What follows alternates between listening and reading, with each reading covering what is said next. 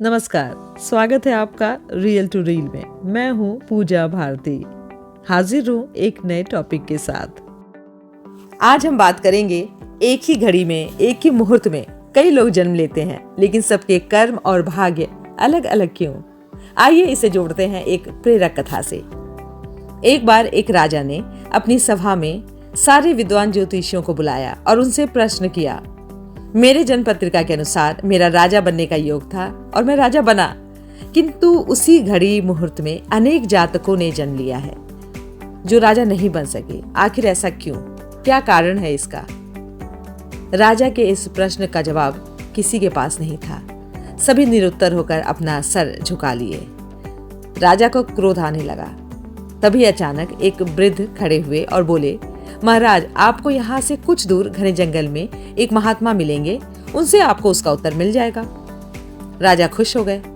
राजा ने घोर जंगल में जाकर देखा, एक महात्मा है, लेकिन यह क्या, वह आग के ढेर के पास बैठकर अंगार खा रहे हैं। अंगार का मतलब गर्मा गर्म कोयला।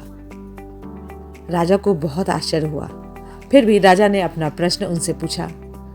महात्मा तुरंत क्रोधित हो गए और क्रोध में आकर उन्होंने कहा, तेरे प्रश्न का उत्तर आगे पहाड़ियों के बीच एक महात्मा है, वो दे सकते हैं, जा उनसे पूछ ले।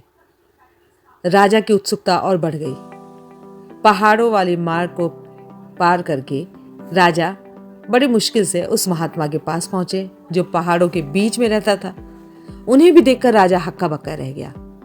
दृश्य कुछ ऐसा था, वो महात्मा अपना मांस अपने ही हाथ में पकड़े चिमटे से नोच नोच कर खा रहे थे। राजा घबरा गया, लेकिन फिर भी अपने प्रश्न का जवाब उसे चाहिए था।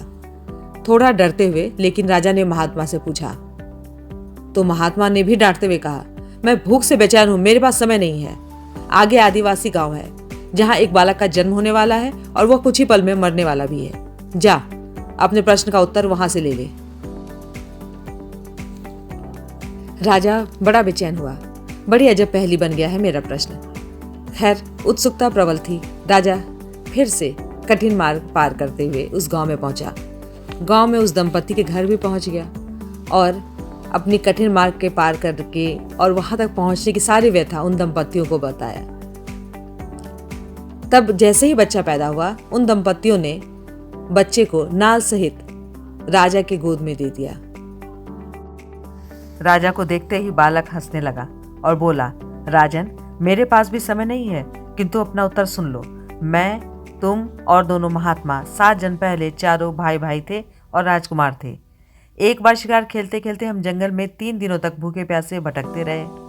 अचानक हम चारों भाइयों को आटे की एक पोटली मिली। हमने उसे 4 भाग में बांट ली और अपनी अपनी बाटी लेकर खाने बैठे। तभी भूखा प्यासा तड़पते हुआ एक महात्मा वहां आया और अंगार खाने वाले भैया से कहा, बेटा, मैं 10 दिन से भूखा हूँ, अपनी बाटी मुझे दे दो, कुछ तो दे दो, दया करो, नहीं तो मैं मर जाऊंगा। इतना सुनते ही भैया गुस्से में भड़क उठे और बोले, तुम्हें दे दूंगा तो मैं क्या खाऊंगा, आग? चल भाग यहाँ से। वे महात्मा फिर मांस खाने वाले भैया के निकट गए, उनसे भी यही कहा। तो भैया ने कहा, अगर मैं तुझे ये दे दूंगा, मैं तो क्या अपना मांस खाऊंगा?